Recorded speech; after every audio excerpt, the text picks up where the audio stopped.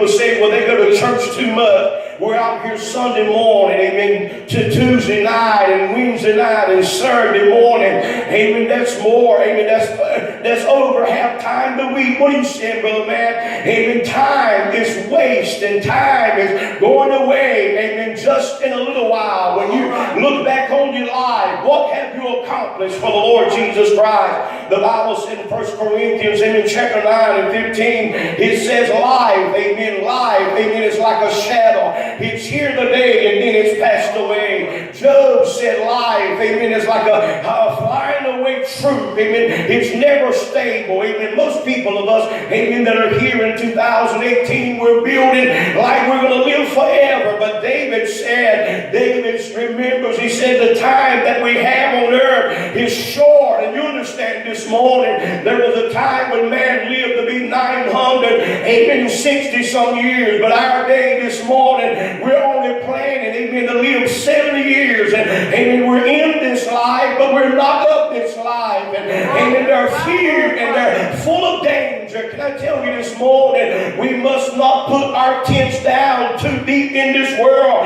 We're on the cube of passing through. And whatever we do today will, amen, be counted on that day when we stand before God. I want you to understand, David said in Psalms 90 and 9, he said, for all our days, amen, pass away, amen, in wrath. We are spent our years, amen, told that it's never told. Amen, we live in this life. Solomon said a man can live in this life and have great wealth and great fortune, and when he dies, he leaves it, amen, to somebody else. Do you understand this morning? Whatever you invest in the kingdom, that's all that matters. Is this mic too loud? Do you understand this morning? We're here a few days, and in this work that we're doing for the Lord, amen, what we do for the Lord is going to mount up forever. But what we do in this life don't mount to a hill of beans. You can build the biggest house, have the nicest cars, have the biggest bank account, but that won't matter when we stand before the Lord. Only thing that matters in this life is what we invest in the kingdom. Do you know this morning we're going to stand before God? Amen. Where the Bible said every knee shall bow, every tongue shall confess, everyone's going to give an account for what we've done in this body. What I'm trying to get you to understand, James said our life is like a vapor. We're only here a little while. Do you understand this morning? People are banking up and people are, amen, are working in labor. It's not that we do this, but we're doing it for the kings of kings and Lord of lords. Amen. Tell your neighbors just a little while. You only got a little while to work for the Lord. Whatever you do for the Lord, let it account for something. Don't spend your days, amen, here and there and don't do nothing for the Lord. But whatever you do, make it count. So when you look back, you can do David said, amen, I'd rather be a doorkeeper in God's house than dwell in the tents of the ungodly. You must understand this morning, we were not put here for the devil's expense. We was here to work for the Lord.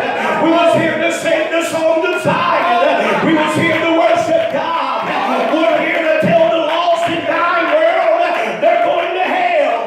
We're here to let somebody else know you don't have to live in this life and be miserable, but you can have the peace of Almighty God. I want you to understand this morning just a little while. Amen. In my life, amen, of ministry, amen, we've been pastoring, amen, soon be 22 years. Amen, it seems like it's ongoing. Amen, but what I'm trying to get you to understand while we're here, make every day count. Invest in somebody's life. Pull into somebody's life. If you see a sinner in the road, don't condemn them because you was once there. And would lift them up out of the ditch and show them the love of God. Make your time count. Do you understand this morning? Most of us just come to church on Sunday morning. We're only here like 2 hours, and we leave out of here. We don't come back until next Sunday. And I'm not downing you for that. I'm not beating you up for that. But what are you doing on Monday morning? What are you doing on Tuesday morning? What are you doing on Wednesday morning? What are you doing on Thursday morning? What are you doing on Friday morning? What are you doing on Saturday morning? Do you know the only thing you're going to lay before God and be judged for?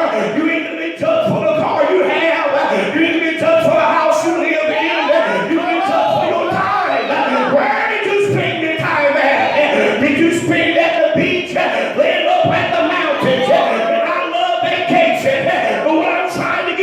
understand. We only hear a few days.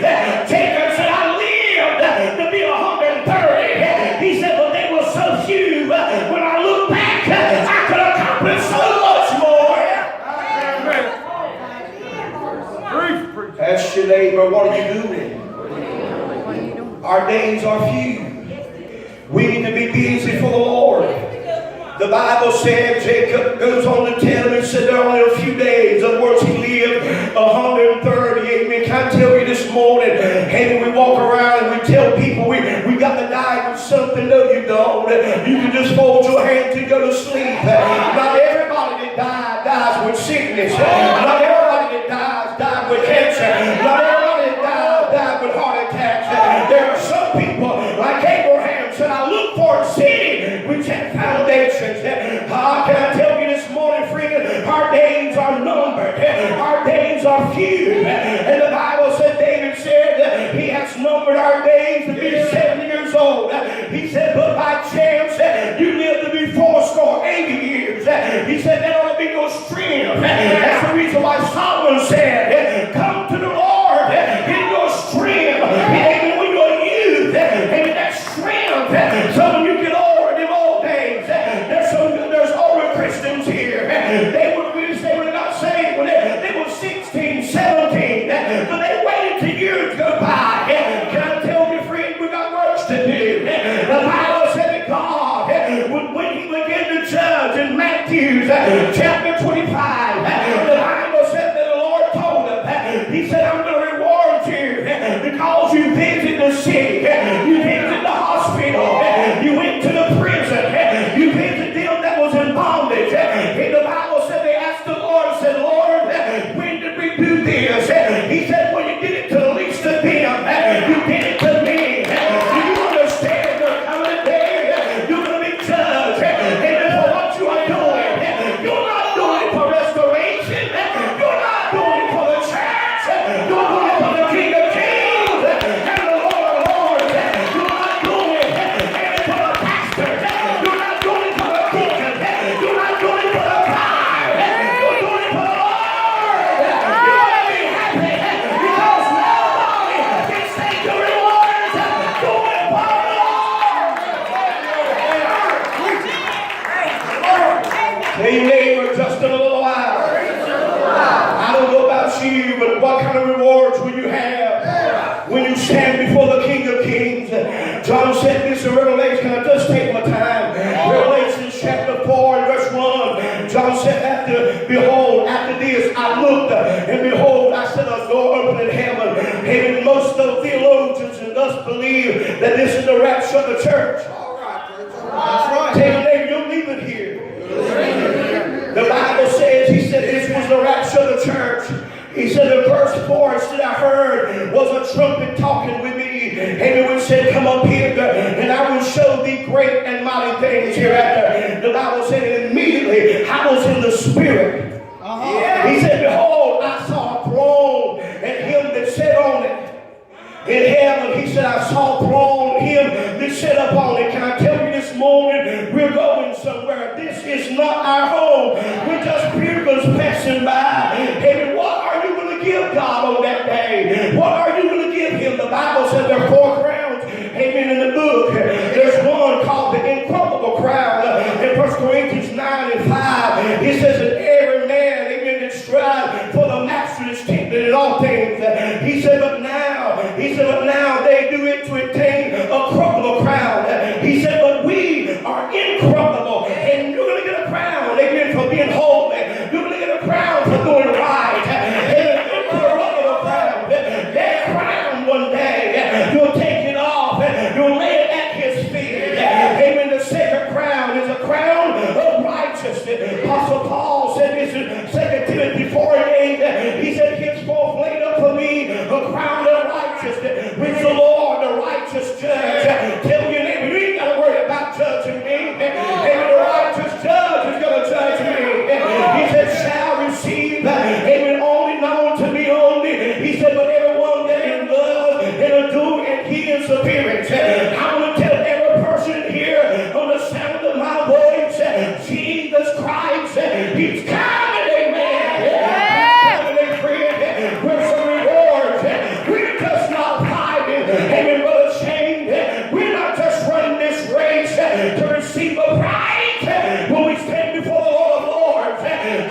get your reward. You're not going to get my reward. And can I tell you, I believe when we get to heaven, there's going to be stacks upon stacks of things we can receive while we was here. He even told the disciples, he said, one, I give 30-fold. The other, I give 60-fold. And he said, I give another 100-fold. Don't be jealous of somebody if they got blessed. You want to say because he's blessed, I'm going to get my blessing. Can I tell you, I love to see people blessed. I love to see God's people have the best. You know why? Because God said he's a rewarder of them that diligently seek him. I'll tell you this morning, just in a little while, we're going to Untitled Chapter. And whatever you work for, that's what you're going to get. And if it don't work, you ain't going to receive. Well, them old saints used to tell me if you don't work, you don't eat. Somebody would be starving this morning. Come on.